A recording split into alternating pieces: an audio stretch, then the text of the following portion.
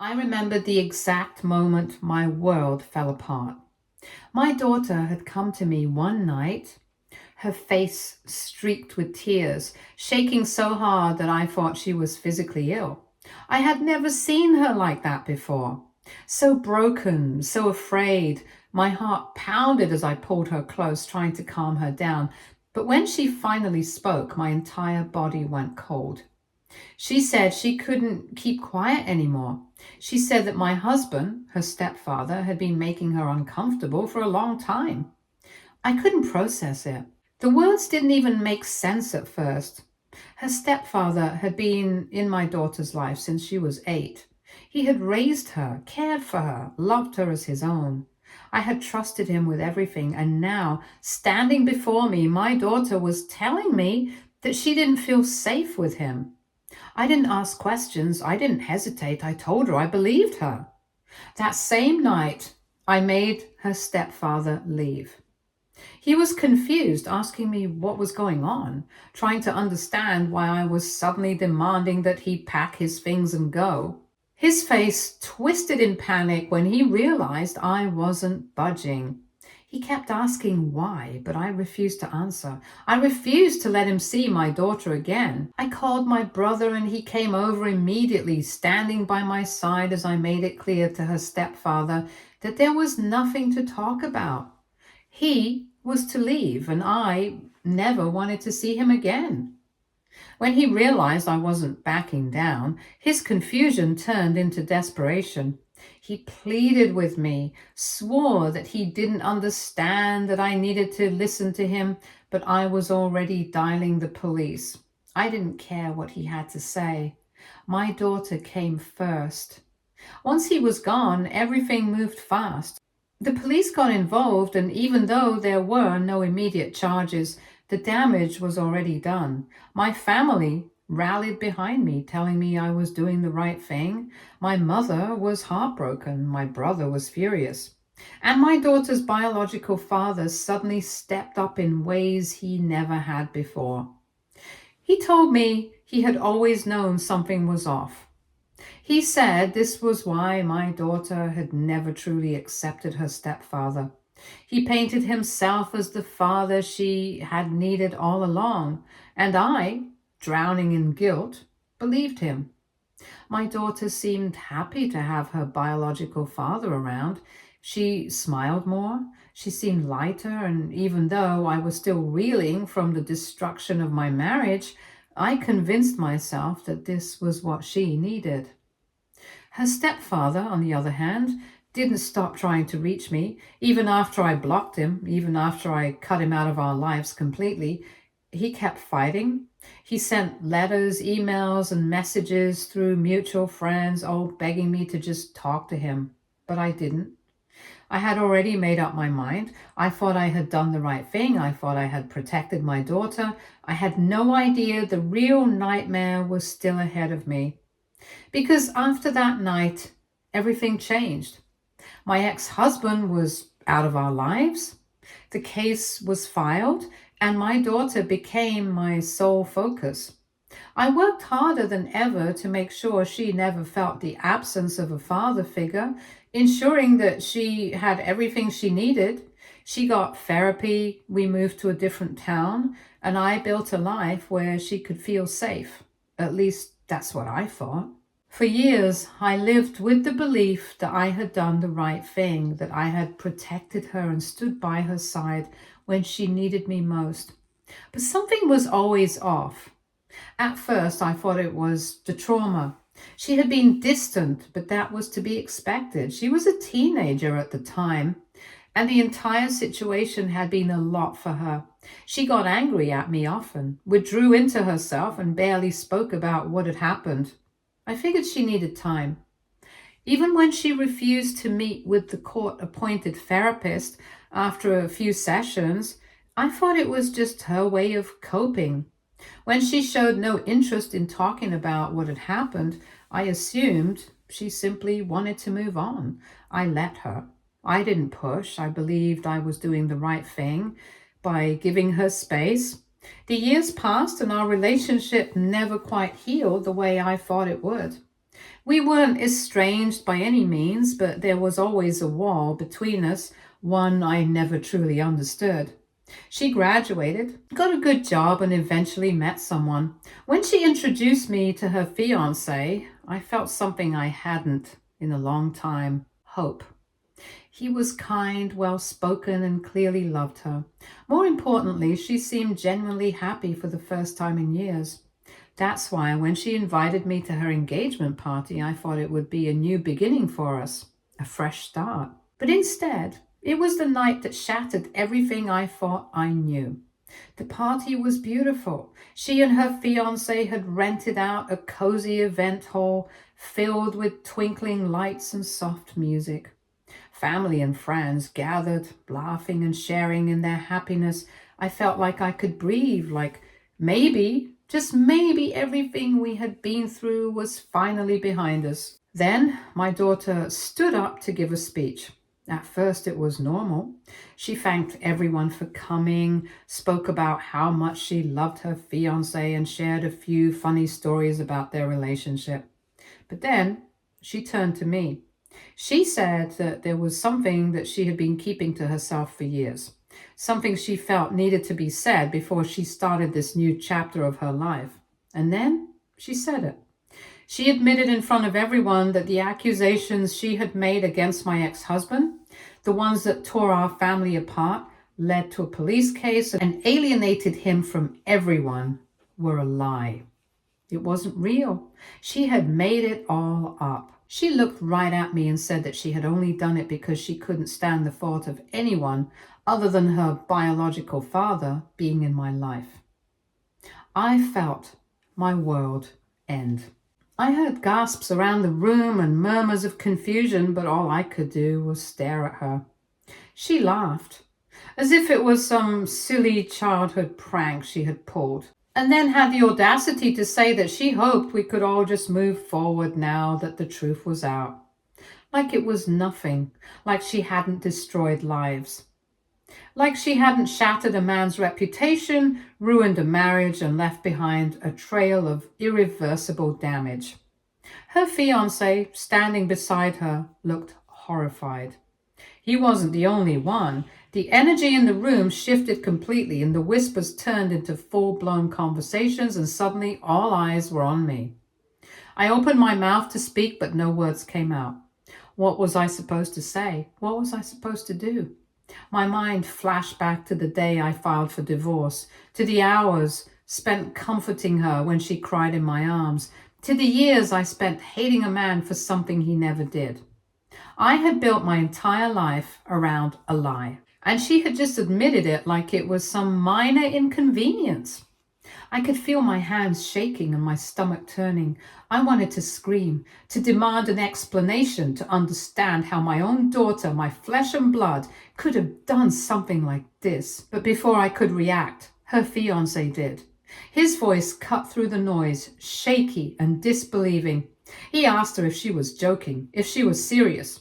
She just smiled and said that she had always wanted it to be just me and her dad, that she had thought it was the only way.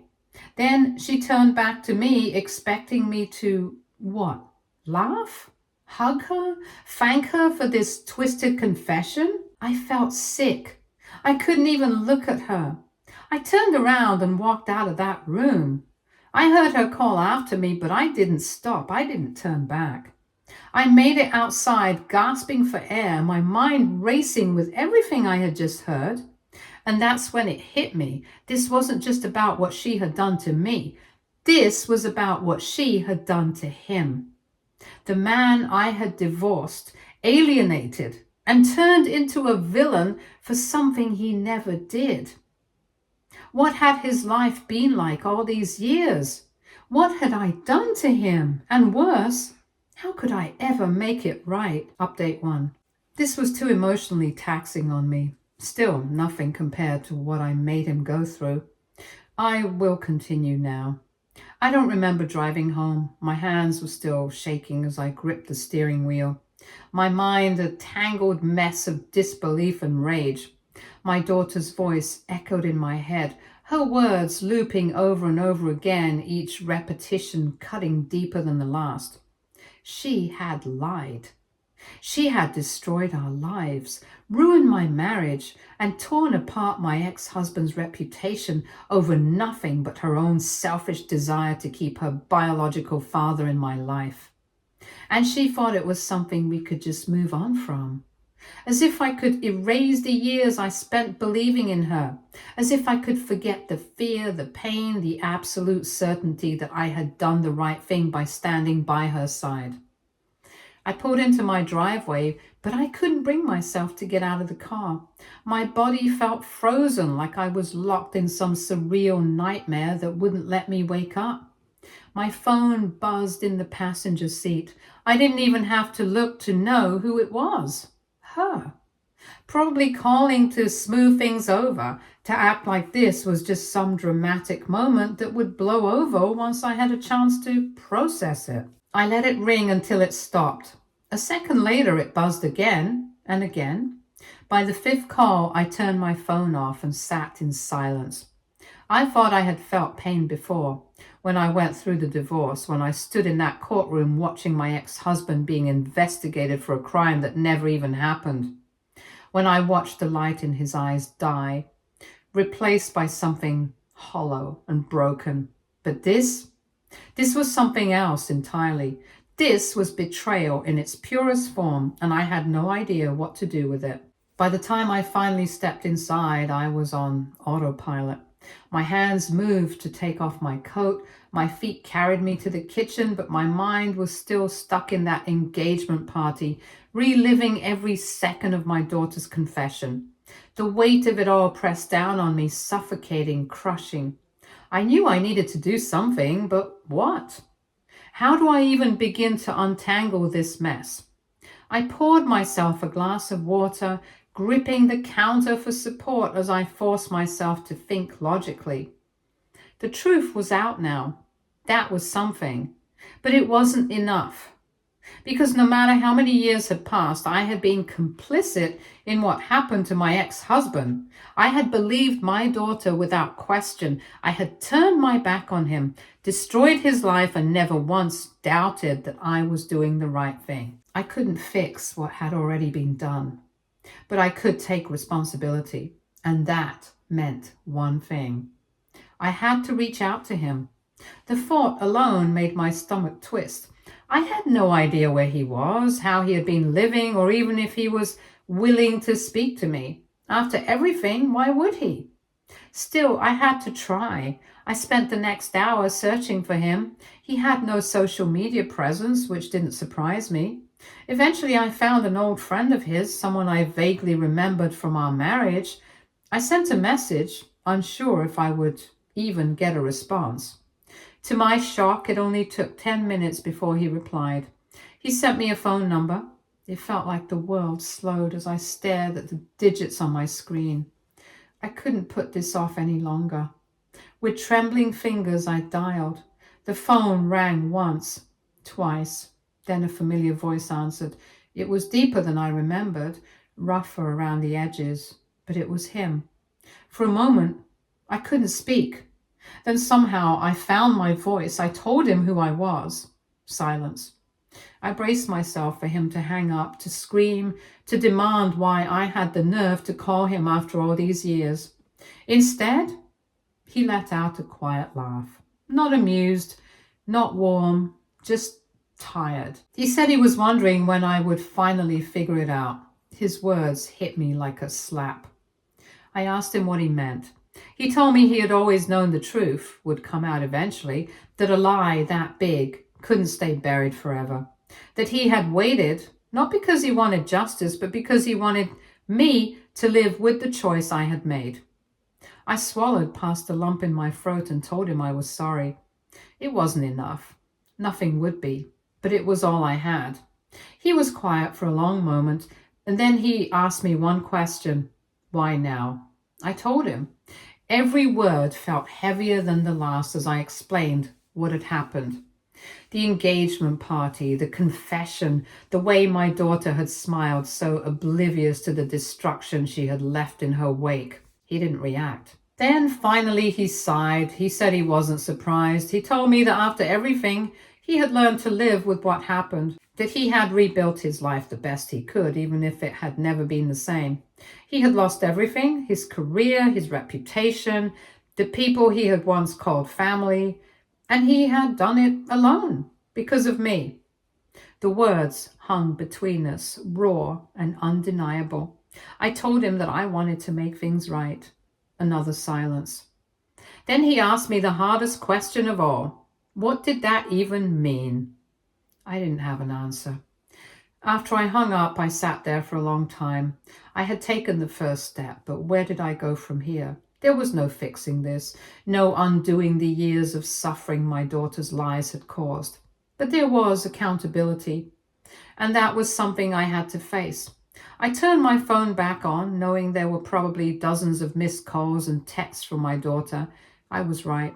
She had left frantic messages asking why I had left, telling me she hadn't meant to hurt anyone, saying she thought I would understand.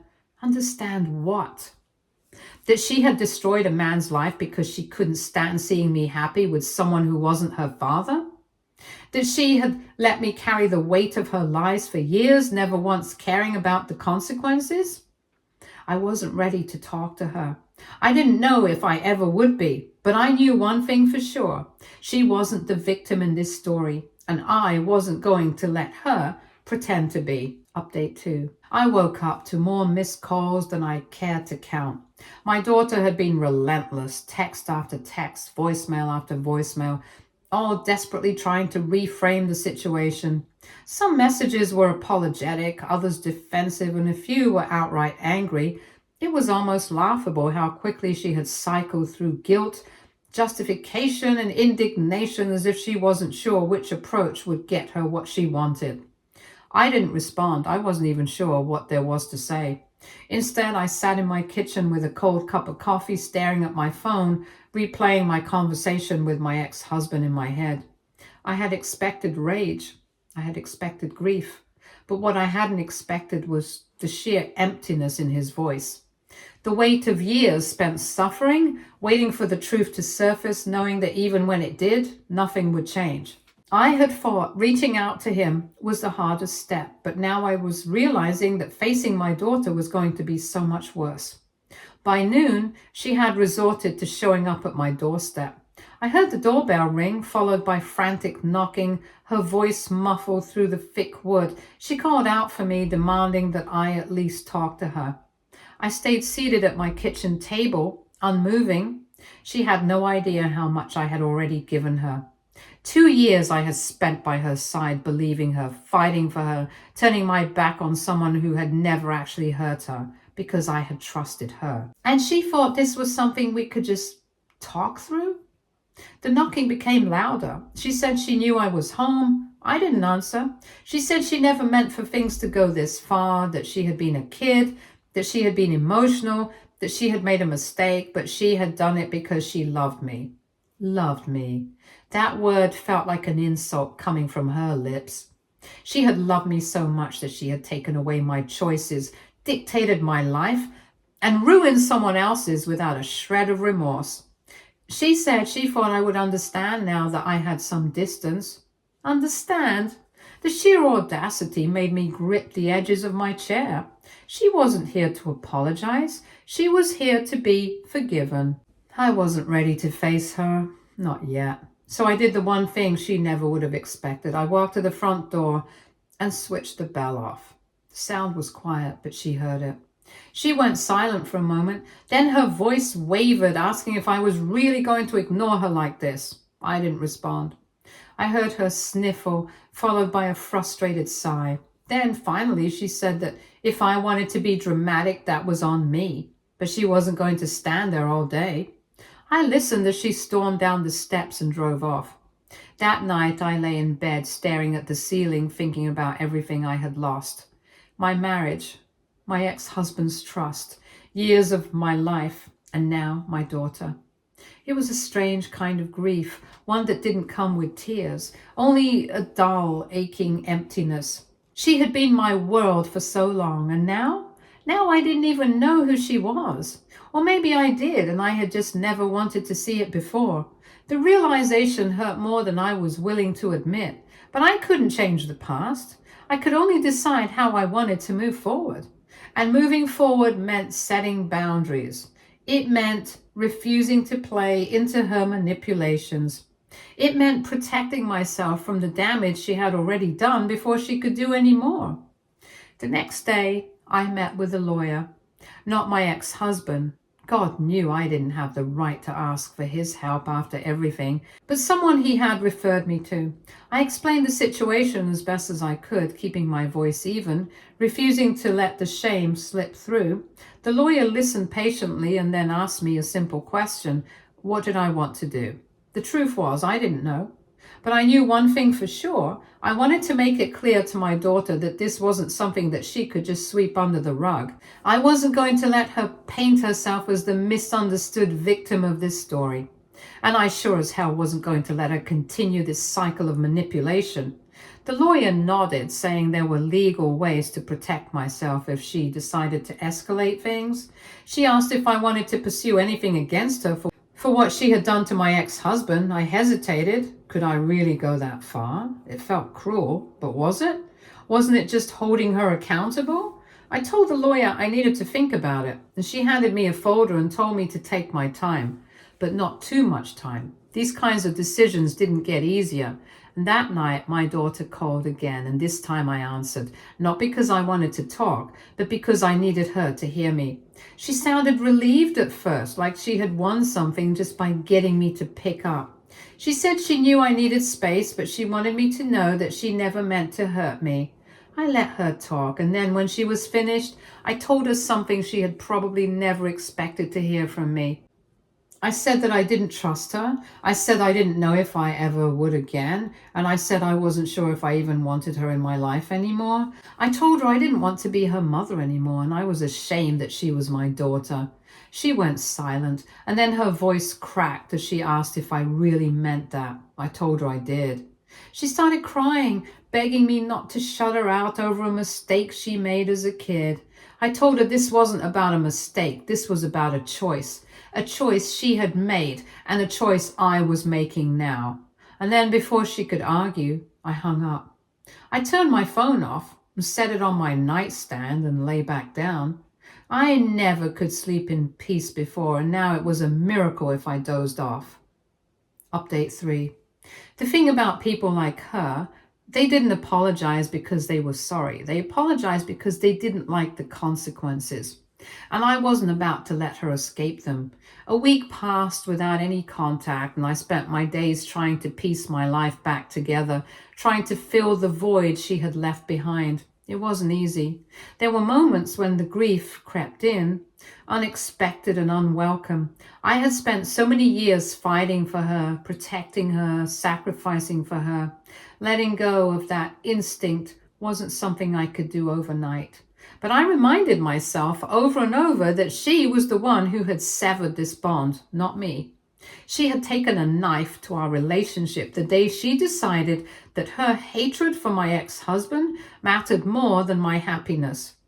The day she decided to burn everything down just to get her way. And now she was standing in the ashes, shocked that no one was reaching for her hand. And then one evening, my doorbell rang. I knew before I even checked who it was. A gut feeling, a sinking dread. I hesitated before opening the door. She stood there, eyes red, looking thinner than I remembered, like the weight of her actions had finally started pressing down on her. For a fleeting moment, I wondered if this was it. If she was finally here to take accountability and to show real remorse and to stop making excuses. But then she opened her mouth, and the first thing she said was, "I don't deserve this." My stomach turned. She had spent days, maybe weeks, thinking about everything that had happened, and that was her conclusion. Not that she had ruined an innocent man's life, not that she had destroyed her family with a selfish lie, not that she had made my world collapse under my feet, but that she didn't deserve this. I crossed my arms and told her she needed to leave. Her face crumpled, but I didn't care.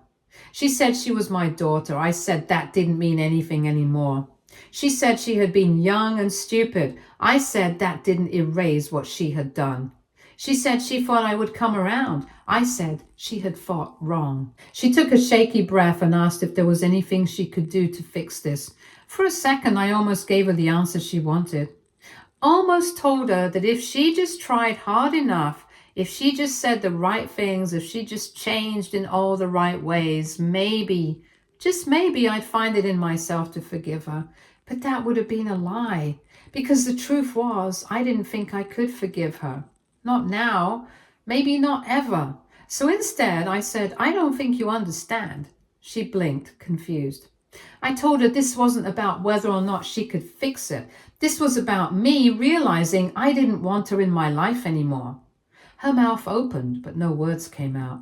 I said that even if I somehow found it in myself to forgive her, I would never forget what she was capable of. I said I would never be able to look at her without remembering the way she had destroyed everything I had built, everything he had built. And I said I wasn't willing to keep looking at her, waiting for the day she decided to do it again. She stared at me, eyes wide, as if the weight of my words had finally sunk in. I told her that more than me, my ex-husband deserved an apology, and then she had nothing left to say. She turned and walked away, shoulders slumped, moving like someone who had just realized they had lost everything. And I let her go. Update 4. 1 month passed, and in that time I had done exactly what I told myself I would do. I had taken steps to undo the damage my daughter had caused, to finally set things right. It wasn't easy. Nothing about this was easy, but I refused to let the truth stay buried any longer. The weight of my mistakes had been pressing down on me for too long, and I was finally doing something about it. Then, one afternoon, my doorbell rang. I wasn't expecting anyone. I hesitated before opening it. A small part of me fearing it might be her again, coming back for another attempt at manipulating me into fixing the mess she had created. But when I opened the door, I was surprised to find someone else standing there instead. Her fiancé, or rather, her ex-fiancé. He looked different from the last time I had seen him, less put together, more tired, like the 1 month had been as exhausting for him as it had been for me. And for a moment, I wasn't sure what to say. Then I sighed and told him to come inside. We sat in the living room, the air heavy with unspoken words, and finally I broke the silence and told him I was sorry. Sorry that he had been dragged into this nightmare. Sorry that he had been caught in the crossfire of my daughter's selfishness. Sorry that he had almost tied himself to someone capable of such destruction. He gave me a small, sad smile and said he appreciated that, but he wasn't here for an apology. He was here to tell me in person that the engagement was officially off. I nodded. I had already assumed as much, but hearing it confirmed out loud still sent a strange feeling through me. Not relief, not sadness, just inevitability. He said that after everything, he couldn't trust her anymore. That even if she swore up and down that she had changed, he would always wonder if she was capable of something worse. That kind of doubt wasn't something a marriage could survive. And honestly, I understood. I told him that. And then for a moment, we just sat there. Two people bound by a storm neither of us had asked for. Then he shifted in his seat and said there was another reason he had come. I looked at him, waiting, and then he said something that I hadn't been expecting. He asked me to clear my ex-husband's name publicly. For a moment, I just stared at him, stunned. Not because I disagreed, not because I didn't want to, but because I hadn't expected him to care that much. He explained that when he first found out the truth, he had looked into my ex-husband's case. He had seen the damage that the accusation had done to him, and he had realized that even though my daughter had confessed in front of a room full of people, that wouldn't be enough to erase the stain on my ex-husband's name. Not legally, not socially. People believed what they wanted to believe, and some people would still look at him and see a monster, no matter how much proof there was to the contrary. He said that wasn't fair, that if my ex-husband was going to have any chance of moving forward, he needed official justice. I exhaled slowly and told him I was already on it. His eyebrows lifted slightly, surprised. I explained that After my daughter's confession, I had contacted the videographer who had filmed the engagement party. I had gotten my hands on the footage, clear, undeniable proof of her words, spoken in her own voice in front of dozens of witnesses. And I had already set the legal process in motion to have my ex-husband's name cleared officially. I contacted lawyers, I had gone over police records, I had done everything I could to make sure his innocence wasn't just a whispered truth among a handful of people, but something that was recognized, something that erased the damage once and for all. Her ex-fiancé let out a breath, nodding slowly. He said he was glad to hear that. And then he told me that if I needed any support, financial, legal, or otherwise, he would do whatever he could to help me. That even if he was no longer connected to my daughter, he wasn't going to just stand by and let an innocent man suffer for something he didn't do. I felt an unexpected wave of gratitude because he didn't have to do this. This wasn't his burden to carry, but he still cared enough to try. I told him I appreciated it, and then after a long pause, he stood up, nodded once, and left. Just like that, he was gone. Another person walking away from my daughter, another bridge she had burned beyond repair, and somehow she still didn't understand why. Later that evening, I sat down with my brother to go over the latest updates. He had been the only family member I wanted to keep in touch with throughout all of this. He had been there when I went to the lawyer's office. He had helped me sort through the legal paperwork. And most importantly, he had been keeping the rest of the family updated so that I didn't have to. Because honestly, I didn't have the strength to deal with them. I knew they were talking about it. I knew they had their opinions. I knew some of them were probably still trying to wrap their heads around the fact that my daughter had done something so monstrous. But I didn't have the patience or the energy to explain myself to anyone. I was exhausted, and the only thing I cared about was fixing what could be fixed, so I let my brother handle the rest. He didn't seem to mind. He said he just wanted to be there for me, and for once, I actually believed it. The next morning, I got an email from my lawyer. The legal proceedings were moving forward. The process of having my ex-husband's record wiped clean was officially underway, and once it was done, once his name was fully cleared, I was going to take it one step further. I was going to make sure everyone knew. Stay tuned for more stories from our girl relationships.